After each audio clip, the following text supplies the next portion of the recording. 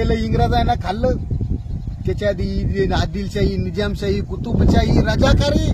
अरे 1000 वर्ष या गोरगरीब मातीची सेवा करणाऱ्या शेतकऱ्यांना साऱ्यांना खाल्लं. भारत स्वतंत्र झाला, 75 वर्ष झाले. ह्या मादरचोद हरामखोर नालायक आमदार, खासदार, मंत्री, संत्री, सरकारी अधिकारी यांनी गोरगरिबाला त्या ठिकाणी लुटलं. मला सवाल आहे, या महाराष्ट्राचे मुख्यमंत्री शिंदे बिंदे आणि या देशाचा पंतप्रधान नरेंद्र मोदी 8000 कोटीचं इमान घेऊन पळतो, 50-50 लाखाच्या घड्याळी वापरतो. लाज कशी वाटत नाही? अच्छे दिन आएंगे, अच्छे दिन आएंगे. व्यापाऱ्याचे अच्छे दिन आले, शेतकऱ्याचे का आले नाही? सर्व्हिसवाल्या, नोकरीवाल्याचे लोकांचे अच्छे दिन आले. अरे एक साधा तलाठी 18,000 रुपये पगाराच्या तलाठीचे 2-2 कोटीचे घर आणि 2-2 50-50 लाखाच्या गाड्या कुठून येते या? अरे हा तहसीलदार, हा बीडीओ, कलेक्टर कुठून कमवतो हा पैसे? साध्या गावामध्ये येणाऱ्या ग्रामसेवक त्याच्याकडे 50-50 कोटीची इस्टेट येते कुठून? हा कलेक्टर, याला 1 लाख रुपये पगार आहे, 50-50 हजार कोटीचे याच्या घरामध्ये मोठाले बंडल निघते. तुमची लाज कुठं जाती? हरामखोर नालायका हो.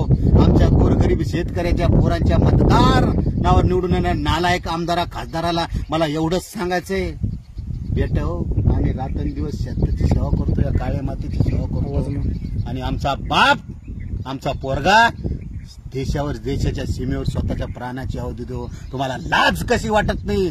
हरामखोर भाडव्या हो. आमच्या मतदानावर तुमच्या लेकरा, तुमच्या बायकाला, पोराला साड्या घेऊन 5-5 कोटीची गाडी घेता आणि आम्हाला शेतकऱ्याला कर्ज काढायचं 2 महिने सातबारे घेऊन उभा करताल. तुम्हाला लाज कशी वाटत नाही? इंग्रजाच्या पोटच्या हो.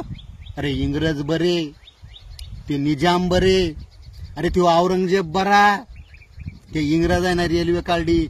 अरे तुमचे पोल 2 वर्षामध्ये खसाळून जाते. तुमचा रोड कधी इंजिनियर खातो, कधी मंत्री खातो, कधी तहसीलदार खातो, कलेक्टर खातो. अरे भाडव्या हो, स्वतःच्या मायची लाज वाटू द्या. ज्या 7 लाख क्रांतीवरील स्वतःच्या प्राण्याची आहुती या भारत मातेला, महाराष्ट्राला, या मराठवाड्याला स्वतःचा रक्ताचा सडा वाहून या भारत मातेचं स्वातंत्र्य अबाधित केलं. लाज धरा. भगतसिंग 23 वर्ष फासावर गेला. कशासाठी? यासाठी. हरामखोरा हो, नालायक. आणि 1 कोटी, अरे 1% लोकांकडे 70% इस्टेट आली कुठून? अति श्रीमंत श्रीमंत होतोय, गरीब गरीब होतोय. मी सरकारला एकच सांगतो, आज मराठा आरक्षणासंदर्भात तुमच्या पायाखालची मातूस सरकली. उद्या हा शेतकरी दांडके घेऊन तुमच्या घरात जावा घुसन ना, आणि तुमच्या लेकरा बाळाला बाहेरून हिसाब विचारण. अरे आम्ही उलटे आवतो आणतो का?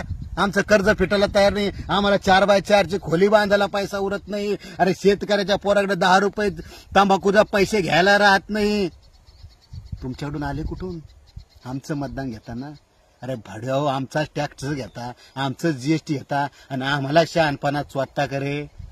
आणि ज्या दिवशी हे साऱ्या मराठवाड्यातील तरुणांना, या महाराष्ट्रातील तरुणांना घराघरात कळ ना, आमदारा, खासदार हो, मंत्री हो, अरे तुम्हाला घराच्या बाहेर तुमच्या ढोणावर त्या ठिकाणी चापटणं आणल्याशिवाय हे शेतकऱ्याच्या अवलाद राहणार नाही. एवढंच सांगतो. सावधान राहा. आणि येणाऱ्या काळात घराच्या बाहेर कसं निघू देतो बघतोच आम्ही.